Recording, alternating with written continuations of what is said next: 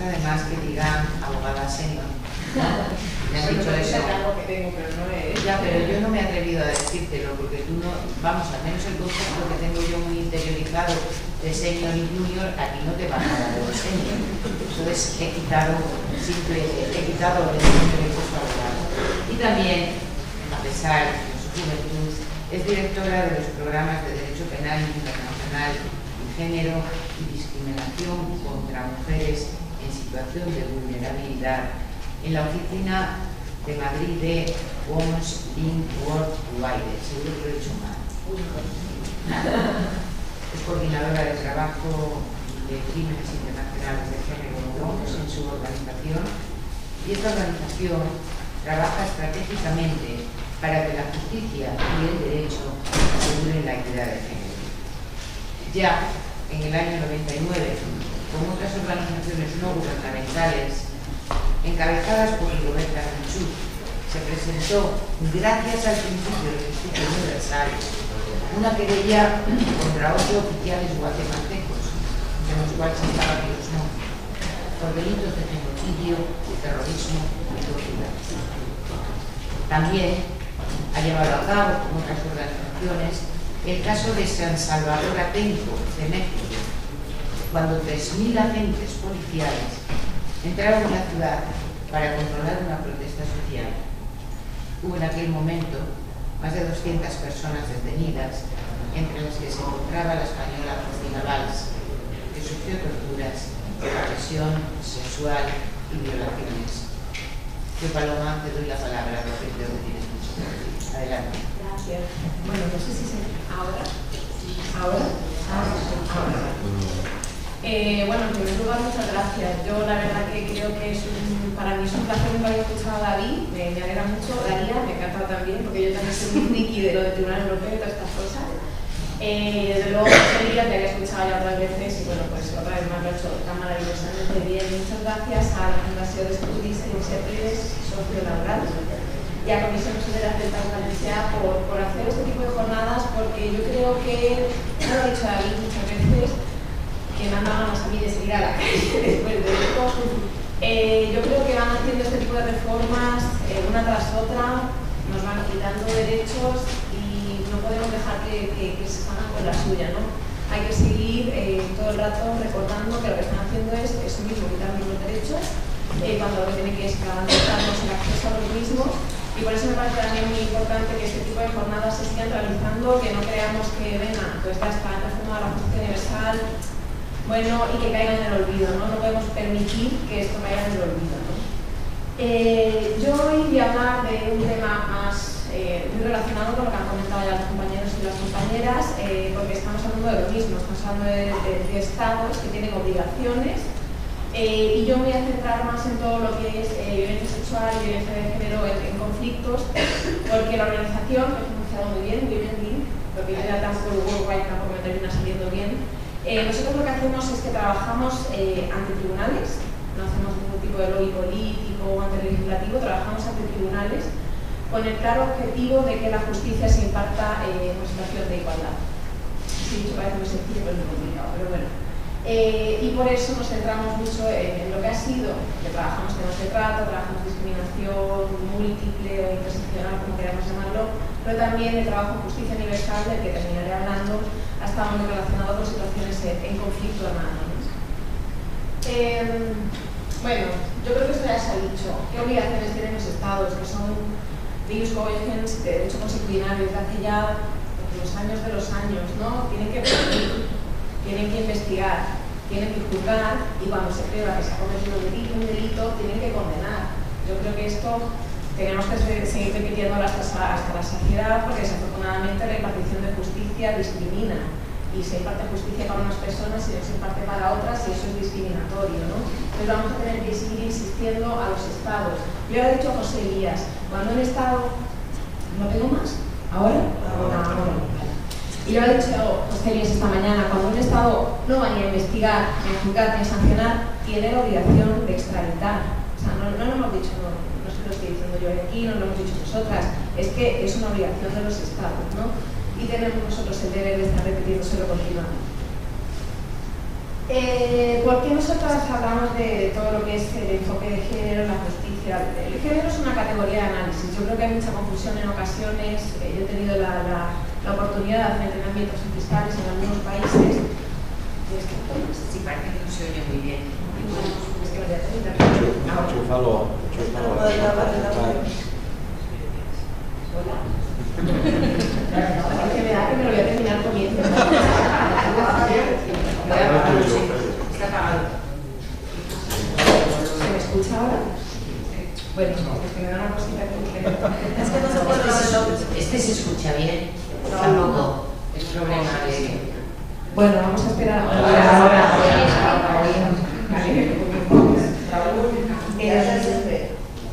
Bueno, yo creo que hay un poco de confusión y es una cosa que he podido comprobar cuando estaba trabajando con fiscalías y demás. ¿Qué es esto del enfoque de género? ¿Por qué es importante? A mí algún que otro fiscal me terminaba preguntando pero por qué hay que juzgar la violencia sexual y de género en los conflictos cuando ya se pueden juzgar las masacres, ¿no? Yo creo que el género al final es una categoría de análisis y me parece que es interesantísimo que apliquemos esta categoría de análisis porque lo que nos viene a ver o lo que nos hace es visibilizar cuando estamos hablando dentro de un conflicto qué ocurre a las mujeres y qué ocurre a los hombres. Es decir, no es que no haya violencia contra unos o contra otras. Violencia sufren todas las personas que están en un conflicto y cuando son civiles sufren violencia a pesar de que tengamos cientos de convenios que les protegen. Eso es así, ¿no? Pero lo que nos permite ver es que formas de violencia más específicas están ocurriendo contra mujeres y niñas o contra hombres y niños dentro de un determinado conflicto. ¿Y esto por qué es importante? Punto 1, porque si no tenemos en cuenta esta categoría de análisis no visibilizamos todas las formas de violencia y estamos invisibilizando. Y cuando se invisibiliza hay impunidad. Y eso es injusto y es discriminatorio. Por tanto, necesitamos que haya una visibilidad de todas estas distintas formas de violencia. Punto 2, porque las formas de violencia tienen un significado detrás. Cuando se ataca a los cuerpos de las mujeres en los conflictos o cuando se atacan los cuerpos de las mujeres en el día de hoy, es porque tienen un significado concreto. Yo voy a hablar hoy de Guatemala. Guatemala es un país donde hubo un genocidio contra la población indígena maya. Y el ataque a los cuerpos de las mujeres tenía una intención muy concreta. Se atacaba a través de la violencia sexual porque se quería destruir a la mujer, porque todas las mujeres eran rechazadas. Y al ser rechazadas las mujeres eran echadas de sus comunidades. Y cuando se les echaba de sus comunidades, las mujeres eran las que transmitían la cultura. Entonces se perdía totalmente esa transmisión cultural. Entonces, no estamos diciendo que es que las atacaban por violencia sexual, porque ocurre y porque esto pasa en todos los conflictos. No, tenía un significado. Y si no hay ese análisis de género, no podemos saber entonces cuál es el significado o los roles que tienen las mujeres dentro de las comunidades y los hombres, entonces no entendemos el por qué se les ataca de una manera o de otra. Pero además tampoco podemos medir el impacto. Este impacto que he dicho, ¿no? Las mujeres cuando eran atacadas de una determinada manera a través de la violencia sexual eran echadas de las comunidades, sus propias familias les rechazaban. Yo he oído testimonios, conozco un montón de casos de mujeres a las que les pasaba, ¿no? Y entonces vemos que el impacto final era que nos quedamos con comunidades totalmente quebrantadas. El tejido social comunal está totalmente destruido. Por eso es importante aplicar este enfoque de género, porque si pasamos por encima las situaciones o las formas de violencia que ocurren en los conflictos respecto de unos y de otros, no podemos entender realmente el significado que tienen y el impacto que pueden producir. Y, por ejemplo, a lo mejor terminaríamos diciendo que no es un genocidio porque no hay una destrucción de un grupo, cuando sí lo es, ¿no? Voy a hablar un poco de derechos, he hablado un montón de derechos, y que soy abogada porque me encanta, porque me apasiona, pero intentaré a lo mejor no ser muy técnica porque no sé si todas las personas que estamos aquí somos abogadas, que me imagino que no, no lo es, pero bueno, imagino que es más gente. Cambio de perspectiva en el marco internacional, esto es importantísimo. No es que no se protegiera todo lo que está relacionado con la violencia contra la mujer o la violencia de género, que luego explicaré bien un poco la diferencia, ¿no? El matiz que tiene diferencia. No es que no se protegiera, pero es que se hablaba del pudor, se hablaba del honor masculino o del honor de la familia. No se nos estaban protegiendo nuestros derechos, no se estaba protegiendo nuestra libertad, a no sufrir violencia, a la integridad, a la autonomía. No era eso, sino que se estaba hablando de otro tipo de cosas protegibles como era nuestro honor, ¿no? Afortunadamente ha habido un cambio de perspectiva en el marco internacional y actualmente ya no se habla de protección del honor o del pudor o una cosa así, ¿no? Se habla de que estos crímenes de naturaleza sexual y de género son igual de graves que cualquier otro tipo de crimen, ¿no? y veremos cómo además se ha ido desarrollando. No es que no estuvieran en la norma, yo lo estaba diciendo, es que el derecho internacional humanitario, los convenios de Ginebra que ya han salido en la presentación que ha hecho José Elías, pues ya estaban condenando una serie de actos como era la violación, la prostitución forzada, y aquí lo llamaba atentado al pudor, ¿no? Y vemos como este derecho internacional humanitario, que es en los años 50, daba una especial protección a la mujer embarazada o lactante, y también por esa protección siempre que ha habido de la maternidad y de la imagen de la mujer como reproductora, ¿no? Pero bueno, vemos que ya, al menos en el derecho humanitario, se protegían una serie de prácticas, ¿no? de crímenes que están relacionados o que son de naturaleza más sexual, ¿no? Y en la actualidad lo que sí es que vemos que afortunadamente el derecho penal internacional, que se le codifica el derecho internacional humanitario y convierte los atentados al derecho internacional humanitario como los crímenes de guerra, lo que sí es que tiene una percepción clara de la gravedad de impactos negativos de este tipo de crímenes, ¿no? Y que aplica o establece de nuevo esas obligaciones de que hay que investigarlos, juzgarlos y sancionarlos en su caso, ¿no? A mí me gusta traer PowerPoint porque me gusta poner fotos, porque me encanta poner caras, me gusta que señalemos a los que no lo hacen bien, pero me encanta también que señalemos y que veamos las caras de la gente que lo hace bien, ¿no? Y a pesar de que los ataques diferenciados y de naturaleza sexual contra mujeres, contra hombres en los conflictos han ocurrido durante años y luego conocemos situaciones, sobre todo más agravadas, de violencia sexual contra mujeres durante años en todos los conflictos del mundo mundial, fue en el año 95, gracias a esta jueza que tenéis aquí, una costarricense, Elizabeth Odio Benito, maravillosa jueza del Tribunal de la ex Yugoslavia y que actualmente es jueza de la Corte Penal, que lo dejó en diciembre del año pasado. Fue ella la que, ante pruebas y evidencias de, bueno, lo dice aquí, ¿no? Debería revisar cuidadosamente declaraciones para determinar si acusan por violación de las formas de ataques sexuales como crímenes contra la humanidad o crímenes de guerra. Fue esta jueza, y esta jueza no es que estuviera en el Tribunal de la Yugoslavia por casualidad, no, sino es que había habido un lobby de organizaciones de mujeres de todo el mundo apostando por esta jueza, por otras juezas que mostraré después, y por una serie de personas que tenían formación en género para que estuvieran en este tipo de tribunales, ¿no? Y fue esta jueza que en el año 95 dijo que cuando había evidencias de violaciones y demás estaría bien que desde la Fiscalía lo revisaran, no vaya a ser que se le escaparan algunos tipos de crímenes, que era lo que estaba ocurriendo, ¿no?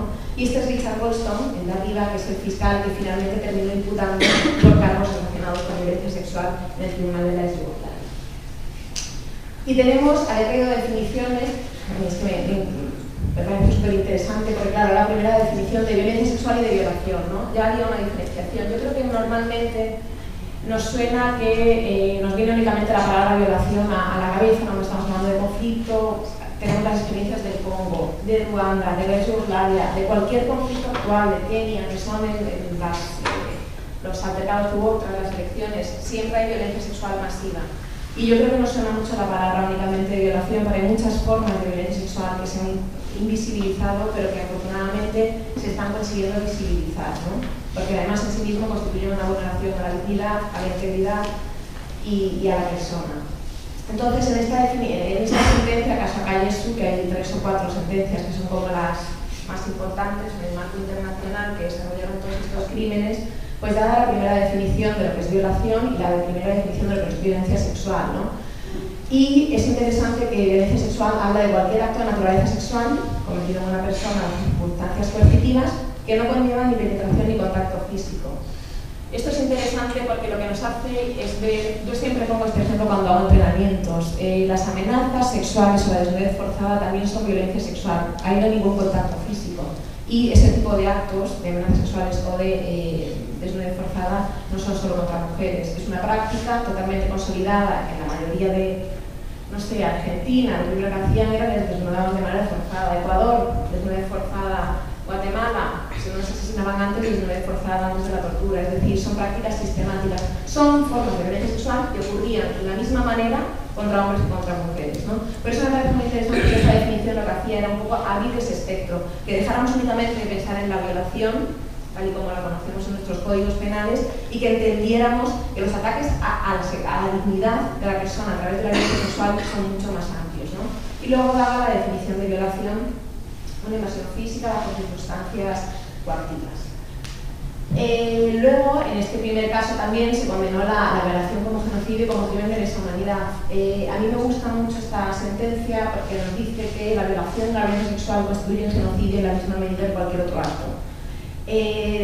La Convención del Genocidio nos dice que se puede cometer genocidio a través de una serie de actos: el desplazamiento forzado, las masacres, las lesiones graves físicas o mentales, llevar a niños de un grupo a otro y otro que me estoy olvidando. Pero el asunto es que violencia sexual y violación en sí mismo no estaban. Y lo bueno que tuvo esta sentencia es que dijo las lesiones graves, o sea, la violencia sexual y la violación causan lesiones graves, físicas y mentales, y por tanto podemos considerar que esa violencia sexual y esa violación es otra forma, otro acto para cometer el genocidio. Y fue lo que dijo esta sentencia. Y luego además también lo entendió como un acto más de lo que se puede realizar para que se considere que se comete el crimen de lesa humanidad, ¿no?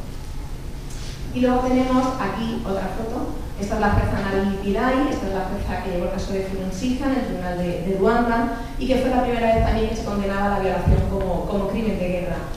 Y ella da una definición de violación, que es la que actualmente recoge la Corte Penal Internacional en el Estatuto de Roma. Y además aquí lo que era interesante es que ya no únicamente se condenaba al que había cometido en sí el acto de violación, sino al que había permitido que ese acto de violación se cometiera contra una persona detenida. Y esto es importantísimo. ¿Por qué? Porque muchas veces lo que ocurre cuando estás con este tipo de lidiando con actos de violencia sexual, que a mí me pasa, es que las personas sobrevivientes que han sido víctimas de ese acto directamente no conocen al que ha perpetrado el acto. No saben quién era, por muchos, muy múltiples motivos, ya sea el paso del tiempo, ya sea que les tenían los ojos vendados, ya sea el trauma o cualquier otra explicación. Lo bueno que tiene esto es que aplicaba lo que llamamos escala de mando, y decía que los responsables superiores también son responsables de lo que le hacen los mandos inferiores, ¿no? Y por eso terminaba condenando, y me parece también que es un caso importantísimo. En la actualidad son muchos los casos de violencia sexual y de género que se han condenado por los tribunales a la violación, pues como genocidio, como lesa humanidad, como crimen de guerra, como tortura, hasta la esclavitud sexual, que también se ha condenado, hasta el matrimonio forzado, que también ha sido condenado por el Tribunal de Sierra Leona, está el reclutamiento o alistamiento de niños menores de 15 años, que es el único caso que tiene la Corte Penal Internacional, que desde el punto de vista de género tiene una crítica muy importante, y es que el tribunal desaprovechó una oportunidad muy buena, y es que a los niños y a las niñas se les reclutaba, pero el objetivo por el que se les reclutaba era distinto. Los niños iban a participar como combatientes activos de las fuerzas rebeldes y las niñas estaban en los campamentos para realizar tareas llamar domésticas, que entenderemos todas las personas que estamos acá, y además para ser esclavizadas sexualmente por los altos mandos, ¿no? Entonces, la jueza Elizabeth Benito, la que me la foto primera, ella hizo una crítica hacia la Corte Penal porque desaprovechó esa oportunidad de visibilizar cuál es una realidad diferenciada de todo el conflicto, lo que se refiere al alistamiento de niños y niñas. Que esto es muy importante también por todo lo que es relativo a las reparaciones, ¿no? Si tenemos un caso en el que se está juzgando las torturas y desapariciones forzadas, pero no se juzga la violencia sexual, las reparaciones, a lo mejor para las personas que han sufrido violencia sexual, no van a llegar nunca. Y me parece por eso muy importante que desde este tipo de tribunales internacionales, que luego los tribunales nacionales en muchas ocasiones deben de su jurisprudencia, visibilicen y tengan muy claro que no tienen que dejar ningún crimen de lado, ¿no? Por el impacto negativo que eso puede. Voy a hablar ahora del caso de Ríos Montt, un poco del periplo, porque a mí me parece que la justicia universal se ha criticado muchísimo, pero yo creo que es una maravilla, es una gozada en el sentido de, en la actualidad, si tú vas a Argentina, las personas en Argentina están muy agradecidas a la justicia universal porque fue gracias a ella, en gran parte, que las leyes de amnistía que había en Argentina vigentes se derogaron. Los argentinos dijeron, si hay que juzgar a los torturadores y asesinos, los juzgamos nosotros, que son los nuestros. Y yo creo que en Guatemala también, si no llega a ser por el caso de Guatemala que ha habido en la Audiencia Nacional, que fue el juez Pedraz, y se enfadaron mucho los guatemaltecos, el juez Pedraz no puede pisar actualmente Guatemala, se enfadaron mucho y dijeron que se tenían que juzgar a genocidas nacionales guatemaltecos que los iban a juzgar ellos, que no tenía que venir nadie de fuera a decirles lo que tenían que hacer, ¿no? Quiero hablar del caso de Riesmont porque nosotras hemos participado en este caso y, bueno, lo comentaba antes la compañera, este caso empieza en el año 99, los periplos judiciales hacen que hasta el año 2005 no se declare competente a la Audiencia Nacional para investigar, pero bueno, llega ese año 2005 y en enero de 2006 se activa la investigación, ¿no? Y pues empiezan a pasar testimonios, empiezan a pasar peritos y peritas, se aprueba un montón de material documental, material visual, y cuando ya estaba muy avanzada la investigación, nosotras aparecimos en la audiencia porque es un juzgado que tiene 6 jueces instructores y al final es como una pequeña familia porque nos terminamos conociendo abogados y abogadas.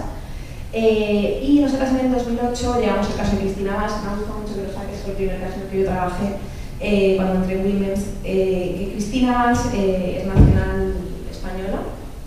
Ella fue detenida en México junto con 212 personas, 47 mujeres, todas violadas como parte de la tortura, 5 personas extranjeras, todas extraditadas con un proceso totalmente ilegal. En menos de 24 horas. Cristina vio al cónsul español en México, que lo único que hizo fue ofrecerle una cajetilla de tabaco cuando ella le denunció que le habían violado y que le habían torturado, Gabriel Alou, porque nosotros lo denunciamos a él dentro de la querella. Y bueno, Cristina además había sido expulsada por 5 años de México, o sea, no tenía ninguna posibilidad de denunciar ante tribunales mexicanos. Desafortunadamente, el caso de Cristina le cayó a Grande Marlaska, que ya ha comentado José Elías, que nunca ha sido un gran amigo de la justicia universal, únicamente admitió el caso del DEA 42 porque le obligaron desde la sala de lo penal. Pero bueno, el caso de Cristina sí que nos sirvió mucho para empezar a trabajar y tener más contacto con otros abogados y abogadas que estaban llevando casos de justicia universal. Y entre estas causas estaba el caso de Guatemala. Nosotros nos personamos en el caso de Guatemala, yo en representación de Women's Link, en el año 2009. ¿Y qué pasa? Ya habían pasado todos los testigos, todos los peritos y peritas. Los testigos para venir desde Guatemala les habían tenido que comprar zapatos, abrigos. Era la primera vez que se habían montado en su vida en un avión. Muchos era la primera vez que habían salido de sus comunidades. Está un montón en Guatemala y os digo que las comunidades pueden estar a lo mejor a 8 horas andando. A mí cuando me vienen que doy un taller y me vienen mujeres que me dicen no, me levanto a las 3 para estar acá, yo es que me muero de la alegría que me dan y también de decir, ole, porque has venido hasta aquí, porque estás aguantando todo un proceso impresionante, ¿no? Entonces nosotras nos personamos en el caso y nos negábamos a volver a traer a personas que ya hayan testificado y no queríamos tener que buscar a nuevas personas que testificaran de violencia sexual. Esto también es muy mito y te pasa mucho cuando trabajas en estos temas, pero la gente sí cree que únicamente pueden hablar de violencia sexual a las personas que han sido violadas y esto no es así. Hay muchas formas de violencia sexual, quienes no han sido a lo mejor víctimas directas, hay muchos testigos, muchas personas que pueden ser testigos de esa forma de violencia sexual y por tanto no hay que poner toda la carga de la prueba de actos de violencia sexual en las víctimas directas. Y esto yo creo que es uno de los principales aprendizajes que tenemos que tener. Entonces, dentro de la estrategia legal había que negarse a volver a traer a estas personas. Y no es porque no hubiera testimonios de violencia sexual. Yo cuando me tocó, lo que decidimos fue hacer una ampliación de querella. Yo sé que la palabra visibilizar la usamos mucho, en mi ONG ya nos hemos prohibido usarla, pero yo la voy a usar, no queda otra. Pero, y esto es así porque yo me fui con un expediente, 20 carpetas de expedientes muy gordas todas ellas, y lo que me di cuenta es que estaba ahí. O sea, no estábamos diciendo que por primera vez que no se vieran en la causa, que no estaban en la causa, al revés. De los 28 testimonios que había habido, 10 habían testificado que habían sido testigos de violencia sexual. Había 3 mujeres que habían sufrido violencia sexual. 2 de ellas habían sido violadas de manera sistemática y una había estado en un destacamento, esclavizada sexualmente. Los peritajes hablaban de violencia sexual, principalmente contra mujeres, pero esto se debe a que... Es que me estoy liando mucho, pero lo voy a contar. Esto se debe a que la Comisión de la Verdad de Guatemala, que las comisiones de la verdad son un elemento importantísimo, y muy valioso, sobre todo para la memoria histórica de los países. La Comisión de la Verdad de Guatemala no tenía una metodología para investigar la violencia sexual. Lo que pasa es que la incluyó porque hubo tantos testimonios que no podían dejarlo de lado, ¿no? Y por eso, por eso yo voy a estar hablando más de violencia sexual y no de género, porque yo no tenía elementos en su momento para hacer un análisis de género, ¿no? Pero bueno, lo que sí que nos damos cuenta es que había material probatorio, es decir, la propia comisión estaba hablando de violencia sexual, los peritos y peritas que se habían basado en esa comisión estaban hablando de eso. Los peritajes antropológicos hablaban, había indicios de violencia sexual porque las mujeres aparecían desnudas de cintura para abajo o completamente, y porque las osamentas de personas que eran identificadas como menores de edad, las caderas de las mujeres estaban partidas, eran indicios de violencia sexual. Es decir, no es que no estuviera dentro del expediente, es que no se había visibilizado. Y otra causa de no visibilizarlo es que a los testigos que habían pasado y a peritos y peritas que habían estado pasando, no se les había preguntado por esa violencia sexual. Y os digo testigos porque yo creo que los que a lo mejor no les salió esporádicamente decirlo, también lo habían visto. O sea, la violencia sexual en el conflicto en Guatemala es como en todos los conflictos. Es muy visible, además es muy pública, es muy intencionadamente pública. Luego los cuerpos además se dejaban expuestos. No era una manera de adoctrinar, de no hagáis algo porque de imponer el miedo, ¿no?, en las comunidades. Y entonces estaba, y lo que hicimos como estrategia, y llegándonos a traer a gente nueva, era hacer una ampliación de querella, y además trajimos presentamos a dos peritas, que son maravillosas, que me han puesto por respeto. Bueno, una es Patricia Seles, que ella es actualmente, ella fue la consejera en temas de género del Tribunal de la Ex Yugoslavia y ahora está de consultora en la Corte Penal. Y luego a María Eugenia Solís, que es una abogada notariada de Manteca. Y entre ellas lo que hicieron fue un peritaje de por qué es obligatoria la investigación y la sanción de la violencia sexual en el marco del derecho internacional. Y luego María Eugenia se centró en la violencia sexual ocurrida contra mujeres y niñas en el conflicto armado en Guatemala, ¿no? Y esta ampliación, junto con los peritajes, dieron lugar a que el magistrado del juzgado de sección número 1, Santiago Verdad, veis, hay que decir los nombres de la gente que está por estas cosas, que emitiera un auto que fue el primero que había de un tribunal nacional en el mundo en el que decía que cuando se están investigando crímenes como el genocidio, como la tortura, los crímenes de lesa humanidad, hay que incluir un enfoque de género. Maravilloso. Y era la primera vez que un tribunal nacional lo estaba diciendo, porque hasta entonces siempre habían sido los tribunales internacionales, ¿no? ¿Qué pasa? Que la estrategia que se sigue en España, el éxito que hay de la sentencia de la Audiencia Nacional, llega a Guatemala, lo recogen los medios guatemaltecos y sobre todo lo recogen las organizaciones de mujeres de Guatemala que llevaban años luchando para que se visibilizara todo lo que era la violencia sexual durante el conflicto. Habían hecho, por ejemplo, en el año 2010 un tribunal de conciencia únicamente dedicado a visibilizar esa violencia sexual contra mujeres y niñas en el conflicto, y lo que se consigue es que una cosa que haya pasado, ¿no?, que no se estaban incluyendo estos crímenes en los propios procedimientos, ¿no?, de justicia, se estaban visibilizando nuevamente, y gracias a lo que ocurre en la Audiencia Nacional en el Estado español se visibilizan o empieza a llamar la atención de quienes estaban litigando los casos en Guatemala. Y es entonces cuando en Guatemala se ponen en contacto con nosotras y me piden a mí hacer un peritaje. Ha sido una cosa más maravillosa que me ha pasado en la vida. Entonces, yo lo que digo, son muchas cosas las que hacen que la justicia funcione. En Guatemala fue la suerte de que saliera el auto de la Audiencia Nacional, fue las organizaciones de mujeres que llevan años y años luchando, muchas de ellas organizaciones de mujeres que además ahora son organizaciones indígenas de base de mujeres que se han organizado a raíz de estos procesos de justicia, y todo eso fue lo que hizo posible que se llegara con numerosos insumos al caso contra Ríos Montt en Guatemala, ¿no? Y en el caso de Ríos Montt hubo el testimonio de 10 mujeres que habían sufrido violencia sexual, eran sobrevivientes ellas de violencia sexual, que estas mujeres habían estado trabajando alrededor de 10 años con las organizaciones de derechos humanos para que llegara un día en que podían testificar delante de un tribunal en su propio país.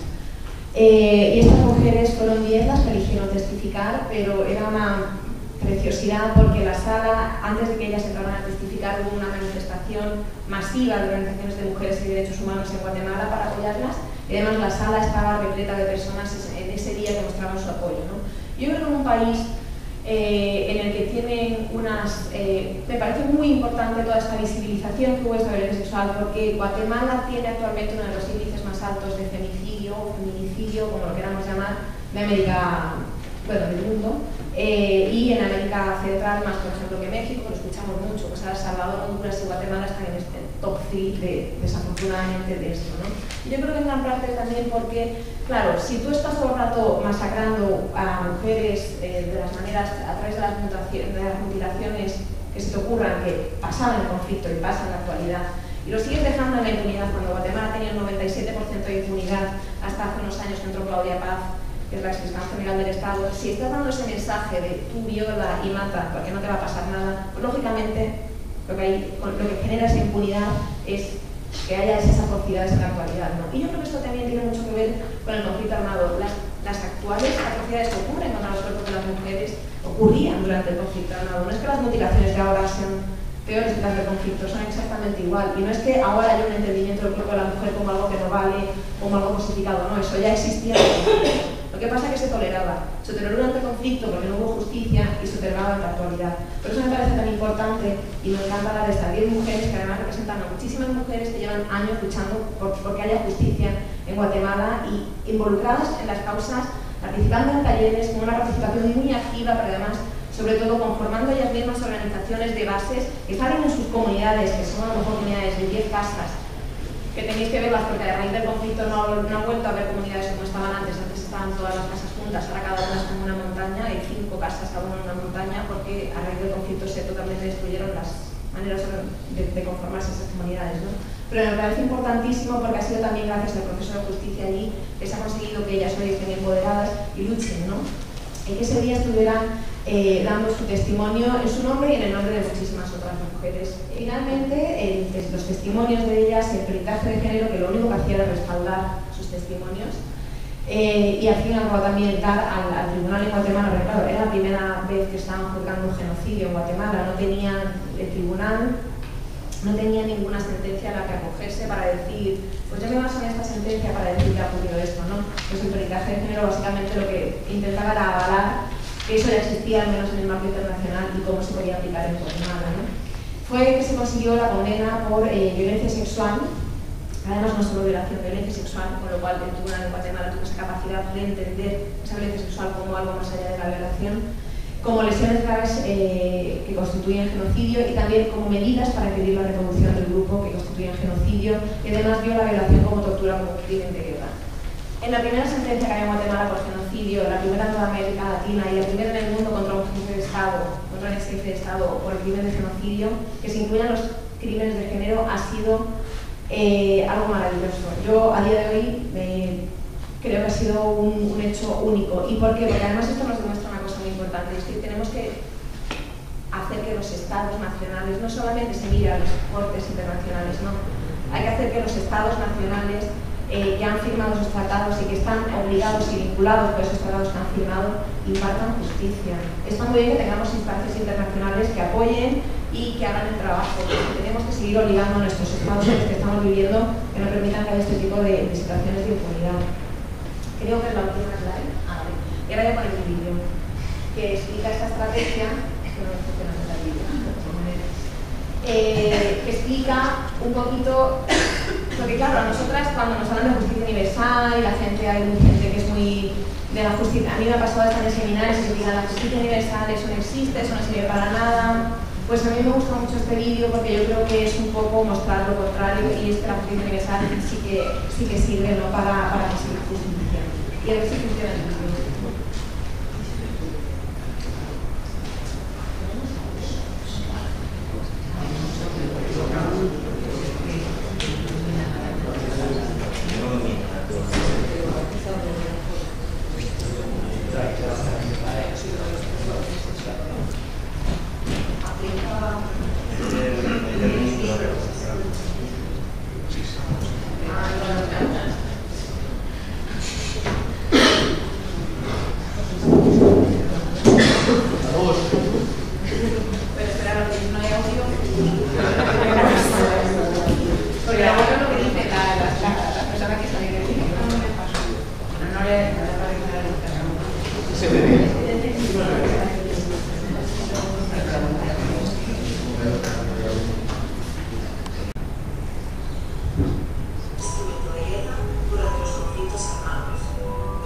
Sin embargo, estas peleas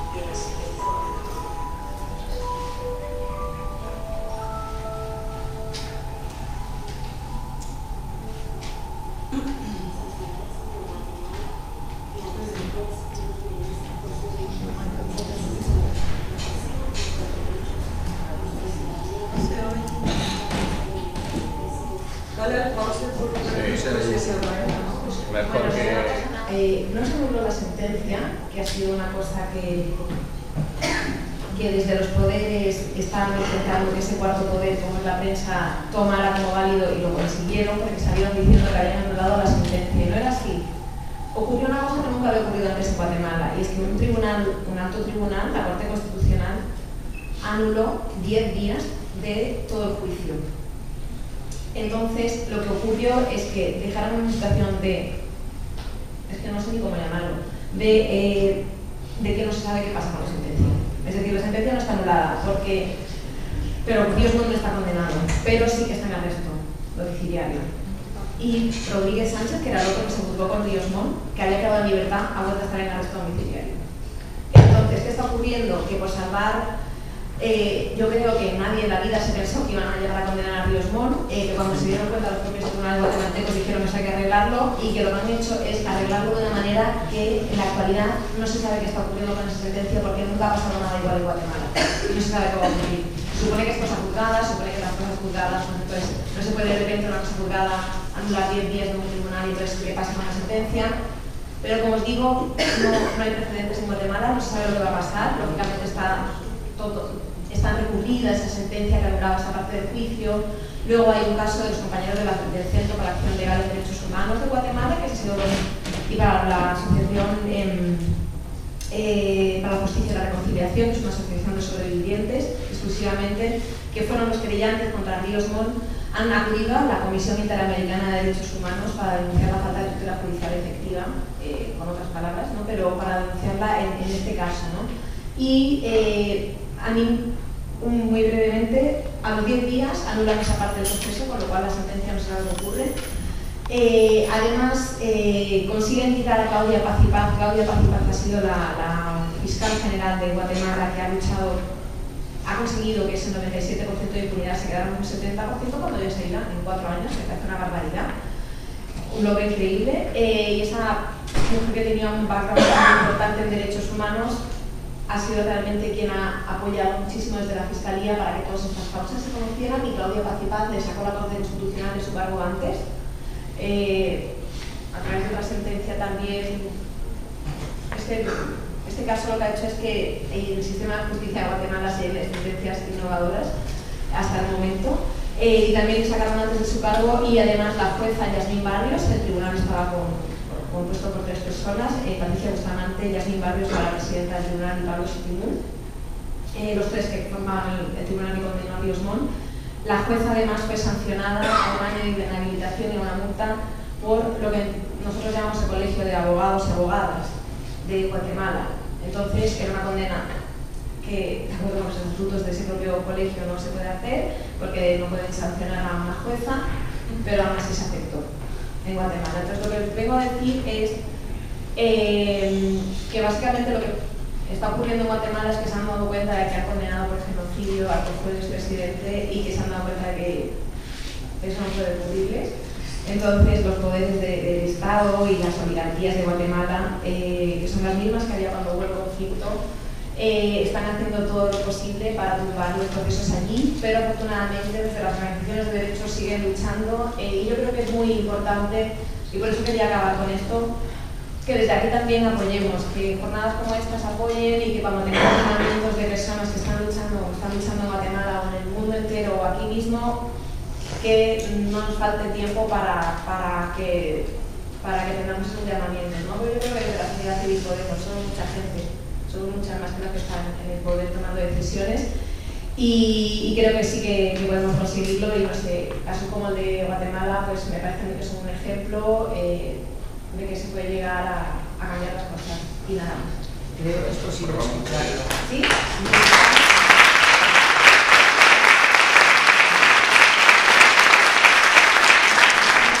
Si lo veis en Vimeo, yo os recomiendo que lo veáis porque es un vídeo que a mí me encanta. No sé si lo veáis en Vimeo, pero es un vídeo muy cortico y que realmente tiene mucha capacidad de reflejar el cómo además la justicia universal puede realizar los procesos en otros países, y el por qué es tan importante que se incluyan los crímenes de género. Sí, de todas formas yo creo que buscando información tuya en el vídeo La justicia para las mujeres de Guatemala. Muchísimas gracias, Paloma. Ha sido una exposición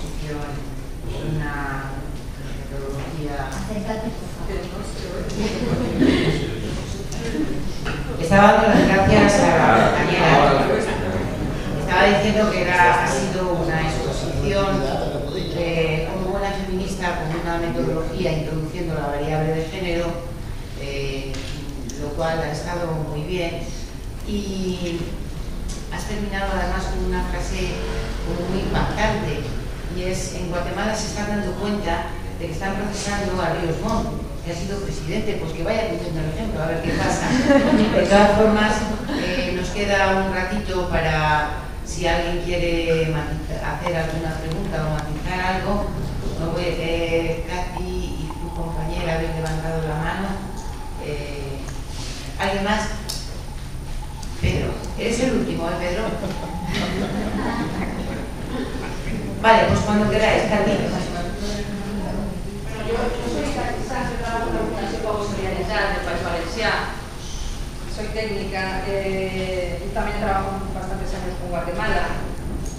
Decir que existe un cuaderno de cuadernos internacionales de información sindical donde recoge toda la situación que ha estado contando la compañera, ¿no? De todo el proceso que se ha vivido en Guatemala. Como ha comentado Paco al principio y Ofelia, Comisiones Obreras en el año 99 junto con la Fundación Rigoberta Menchú puso una denuncia en la Audiencia Nacional sobre el genocidio, y luego también desde el País Valencià y desde la Fundación Paz y Solidaridad de Madrid Región se ha estado apoyando durante muchos años a CalDH, que es el Centro para la Acción Legal y Derechos Humanos, que han llevado adelante la denuncia desde Guatemala. Yo también viví el viaje de Pedras, que fue muy impactante en aquellos días cuando estuve en Guatemala.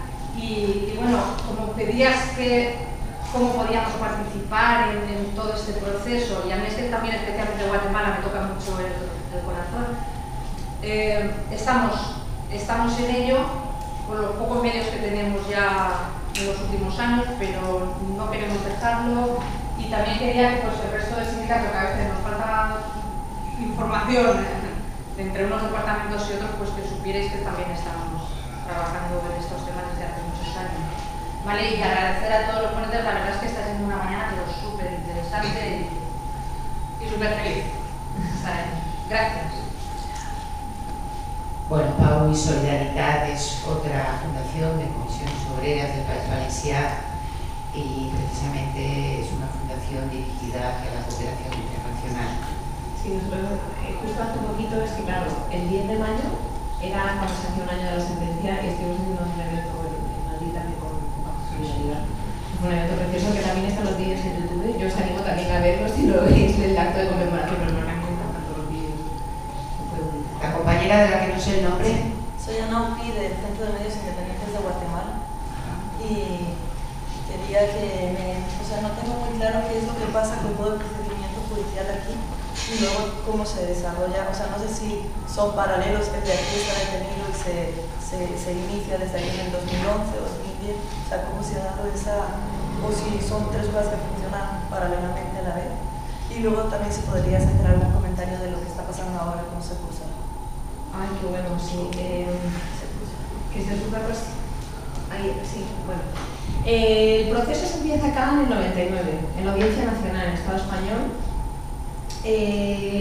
Comienzan comisiones con la Fundación, con Rigoberta Menchú, base en una serie de crímenes y muy enfocado en el caso de la embajada española, pero luego se ha ampliado a lo largo de los años. Y empieza acá en el año 99. Pero en el año 2001 empieza el procedimiento contra Ríos Montt en Guatemala de la mano de CalDH. Es decir, han sido procesos muy largos. Y lo que sí que ha sido un ejemplo, creo yo, desde mi punto de vista, porque yo no estaba en el proceso desde el inicio, pero sí que ha sido un proceso en el que lo que me parece más importante y más loable es que nunca se han perdido los intereses de lo que importaba, y era apoyar a Guatemala. Entonces yo creo que es importante porque los procesos cada uno básicamente han ido muy de la mano. Gran parte de la prueba que hay actualmente en la Audiencia Nacional es la misma prueba que hay luego en Guatemala. Gran parte de los peritajes que se han dado en la Audiencia Nacional son los mismos que se han recogido en el caso de Guatemala. Las diferencias todavía están en fase de instrucción, el procedimiento sigue en fase de instrucción, incluso incluso la Fiscalía, que es verdad lo que decía José Díaz, que nunca apoya, porque nosotros además con el caso de Cristina Valls, que era nacional del Estado español, que había sido expulsada y no podía acudir a México, tampoco apoyaban, porque la Fiscalía nunca apoya este tipo de procedimientos, pero que precisamente han dicho que en el caso de la embajada van a seguir apoyando y no van a pedir el archivo. Pero bueno, se supone que tienen que archivar por ley, no lo sé, entonces es una cosa que nos queda ahí. Pero han sido procedimientos muy paralelos, pero ya te digo que el de Guatemala empezó en el año 2001, han tenido mil y una trabas. Yo cuando escucho a los compañeros de Guatemala, lo único que viene a la cabeza es un circo, que parece cabrecistas, porque yo creo que llevan años haciendo todo tipo de virguerías para conseguir llegar a la condena. O sea, a mí cuando me acuerdo en el año 2011 me pidieron el peritaje, me dieron un mes para presentarlo y yo dije, bueno, lo voy a hacer lo que pueda, porque como nunca había llegado al juicio, o sea, y era un poco la impresión desde el punto de vista más negativo, pero es que ellos mismos te lo decían, como hay que aportar la prueba, no sé qué va a pasar, cuando ellos te pedían el peritaje, ¿no? Ojalá vayas a juicio, pero es una cosa que es muy complicada, y de repente está 10 meses aquí y condenado por genocidio. O sea, me parece algo fascinante, ¿no? Y yo creo que sí que ha sido muy bueno, que ha sido procesos muy paralelos y que se ha retroalimentado mucho la prueba. Al igual que cuando en Argentina empezaron ellos mismos a juzgar a sus asesinos y lo que hicieron es desde la Audiencia Nacional, todos los expedientes que había de personas que habían testificado en la Audiencia Nacional fueron llevados a Argentina, ¿no? Entonces yo creo que ha sido un proceso en el que ha habido muchísima colaboración. Y el proceso acá en la audiencia pues sigue estando en fase de instrucción, sigue estando en fase de investigación. Por el momento no se ha cerrado, no sabemos qué ocurrirá, no sabemos qué va a pasar con esto de que la ley obligue a sobreseer, pero yo tengo la esperanza de que ante una ley justa habrá jueces que sean justos. Y luego el proceso de Secuzarco. Hay varias de las causas que están ahora mismo vivas en Guatemala por genocidio y por crímenes de guerra, que ellos le llaman delitos de deberes de lesa humanidad, pero son crímenes de guerra. Y entre ellos está el caso de Secuzarco. El caso de Secuzarco era un destacamento, es un caso que han presentado desde la Alianza Rompiendo el Silencio, que es una alianza de 3 organizaciones. Está UNANGE, Unión Nacional de Mujeres Guatemaltecas, que nacieron durante el conflicto armado. Luego está ECAP, que es que soy incapaz de decir las siglas, pero son de estudios psicosociales. Y luego está Mujeres Transformando el Mundo, que es una ONG que nació hace poco, pero está creciendo de manera increíble y están haciendo un trabajo muy bueno, tanto en casos de conflicto como en casos actuales de violencia sexual, que es aberrante los casos que tienen en Guatemala, como todo el mundo. Y ellas 3 han formado lo que es la Alianza Rompiendo el Silencio, fueron 3 organizaciones muy activas en el Tribunal de Conciencia que comentaba antes, que fue una maravilla.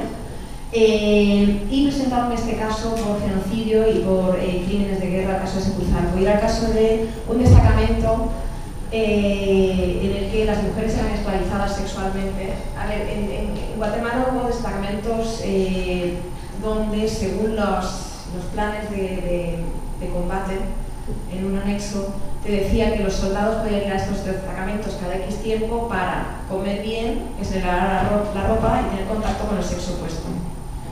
Tradúcelo como quieras, pero para mí es una prueba muy obvia de que había una situación de esclavitud sexual de mujeres para que pudieran ser violadas como soldados, ¿no?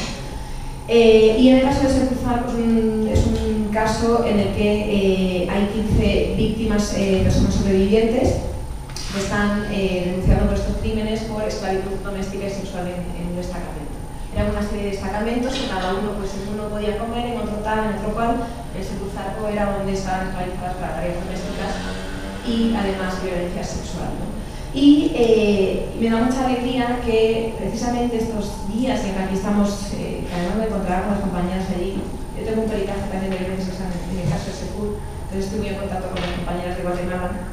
Me decían como, ¿qué está pasando en España con la justicia universal? Porque si aquí se nos cierra la puerta, estamos pensando en ir allí, y era como, espérate a ver, a lo mejor toca ir a Argentina, no lo sé. Pero afortunadamente han tenido suerte las compañeras y el viernes 13, que ya no sé, viernes 13, consiguieron que se dictaran órdenes de arresto y ayer tenían sus primeras audiencias. Y desde la Fiscalía están apoyando. La Fiscalía tuvo un cambio reciente de fiscal porque echaron a Claudia Paz. No se sabía qué iba a pasar con todos estos casos de justicia universal, de derechos humanos. pero la Fiscalía está apoyando y están consiguiendo que haya órdenes de detención y además están imputando, estaban ayer en audiencias para ver por qué crímenes se estaban imputando. Entonces la verdad que yo creo que además, yo después de ver cómo están luchando desde hace tantos años, yo creo que en Guatemala van a seguir luchando hasta que sigan ganando. No sé, me queda ninguna cita. Vamos a ver, Pedro, tú querías hacer algo, vale. No sé cómo vamos de hora casi. Daría, ¿no? Daría. Esta es Paloma. Paloma, bueno, Paloma. Yo tengo mi opinión, muy mía, que donde menos se respeta a la mujer es en los países donde abundan mucho la religión.